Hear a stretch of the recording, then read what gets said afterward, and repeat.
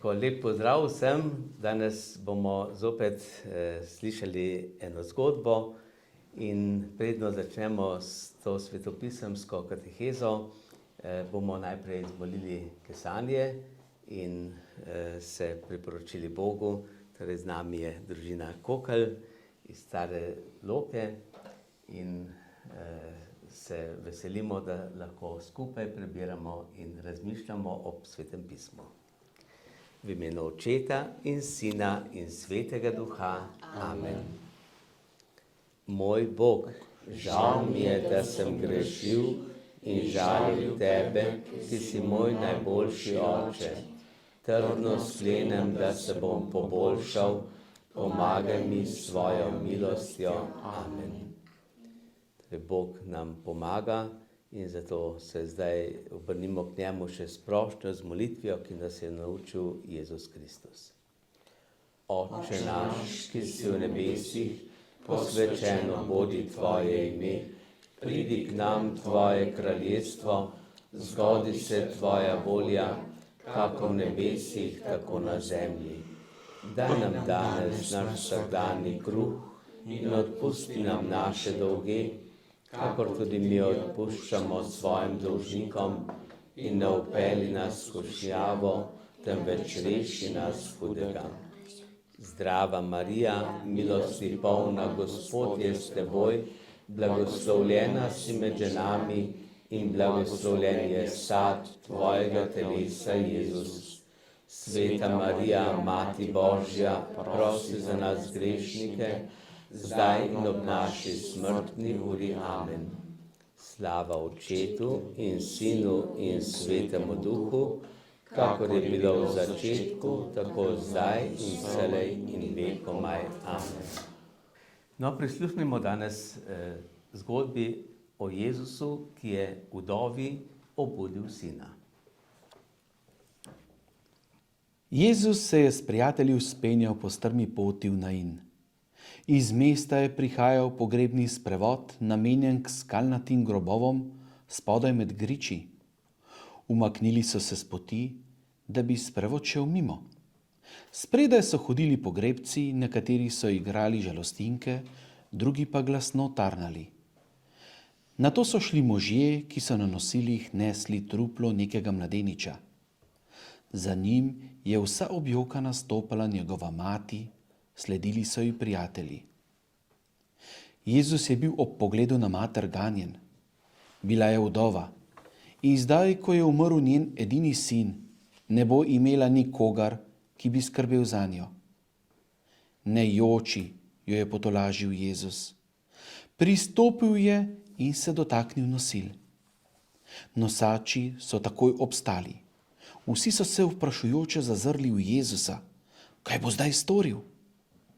Mladenič, vstani, je rekel, in mladenič se je vzdignil. Kdo si? Je presenečeno vprašal. Kaj se dogaja? Kako dobro se počutim? Jezus je mladeniča izročil materi v roke. Navzoči so razburjeno govorili. Nekdo je pokazal na bližnje mesto Šunem. Spomnim se, kako je tam Elizej obudil dečka. Da, so pritrdili drugi. Zagotovo je Jezus prav tako velik prerok kot Elizej. Bog nas je ponovno obiskal in rešil nas bo iz vseh stisk, je dodala žena. Niso še doumeli, kdo je Jezus, odkrivali pa so Božjo ljubezen in dobroto vsem, kar je storil. Priznali so, da po njem Bog pomaga vsem pomoči potrebnim. Poskrbel je tudi za tiste, ki so jih verski voditelji prezirali in zaničevali. Tako, danes smo slišali že drug tak dogodek, kako Jezus obudi od mrtvih. Prejšnjič smo slišali o Jairovi hčerki, ki je kmalu potem, ko je umrla, jo Jezus obudil od mrtvih. No, tukaj pa vidimo, Jezus obuja nekoga, ki ga že nesejo k grobu. In to je bil mladenič iz Najma. Jezus je pokazal najprej usmiljenje do te matere, ki je bila žalostna. Bila je vdova, pravi, bila brez moža in zdaj je izgubila še sina, pomeni, da je bila čisto brez zaščite, brez upanja, da ji bo naprej kdo kaj pomagal. No in zato se Jezusu ta žena zasmili in naredil je to znamenje oziroma ta čudež. To usmiljenje pokazal tej ženi, ko je obudil tega mladeniča. Kako ga je obudil, kaj je rekel? Jezus ga je poklical odkot? Ne, Jezus je samo rekel, mladenič, rečem ti vstani. Pomeni, ta mladenič, duša je bila tam, torej Jezusu na dosegu, ne? In telo je bilo tam. In tako se je zopet združila duša s telesom in mladenič je vstal in je bil zdrav.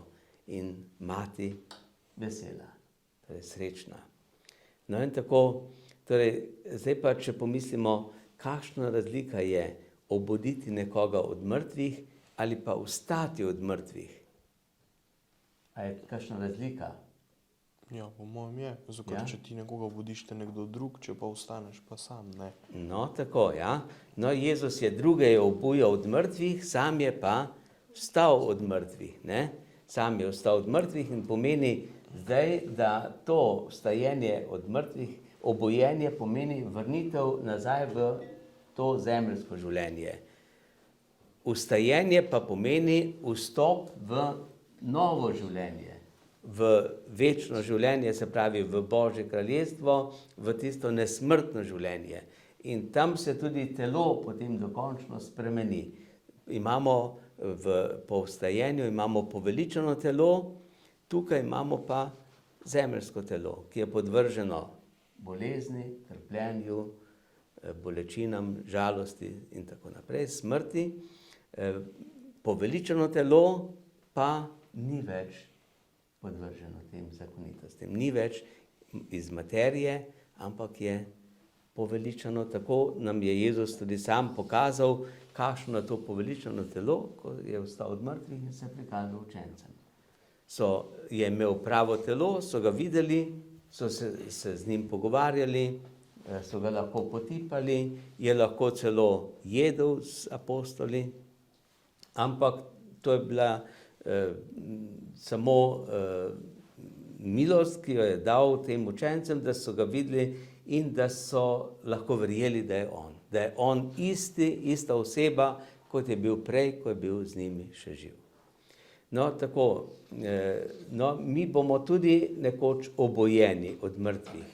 In kdo bo obojen? Vsi ljudje. Vsi ljudje, ja. Smrt je, a je smrt kaj uniči človeka? Ne, daj mu novo življenje. Tako, smrt je samo prehod iz tega zemeljskega življenja v novo življenje, kot vrata. In skozi vrata stopimo potem v nov prostor, novo življenje. In smrt je za vse ljudi. Vsi bomo umrli, vsakega človeka čaka smrt. No in tisto, kar bo pa potem po smrti, to je pa potem tisto, kar mi, kristjani, že vemo. Nam je Jezus razodel, nam Svetopismo to razodeva in se nimamo ničesar bati. Tisti, ki pa ne vejo, kaj je smrt in kaj je po smrti, tisti se pa lahko bojijo, kaj bo, ne? Če bo res to, kar Jezus govori in kar govori Svetopismo in kar govori velikokrat tudi toliko dogodkov iz našega življenja, toliko pričevanj ljudi, potem se nekateri res lahko bojijo. Mi pa vemo, kdo je Jezus Kristus, da je prišel na svet, zato da nas vse odreši, da je dal za nas življenje.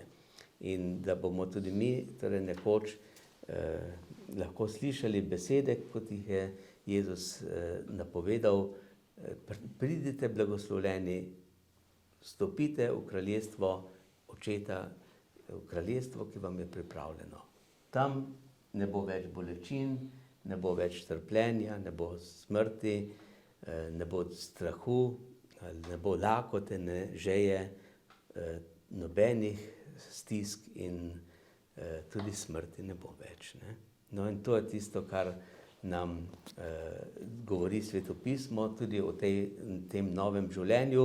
Pravi, kar človekovo oko ni videlo, kar uho ni slišalo, kar človekovo srce ni začutilo, to je Bog pripravil tistim, ki ga ljubijo.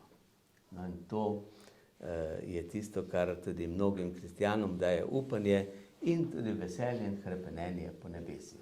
Zato bomo zdaj zapeli pesem K tebi želim, moj Bog.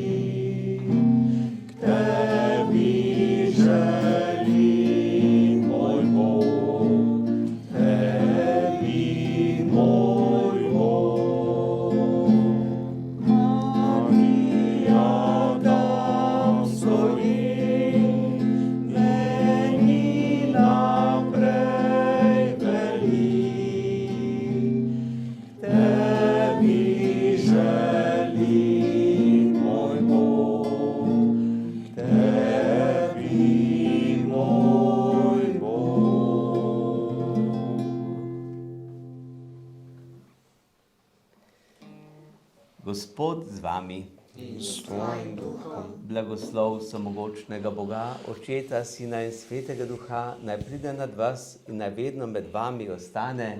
Amen. In se priporočimo še angelu varuhu. Sveti Sveti angel varuh moj, bodi vedno ti z menoj, stoj mi noč in dan na strani, vsega hudega me brani. Prav prisrčno prosim te, varuj me in vodi me. Amen.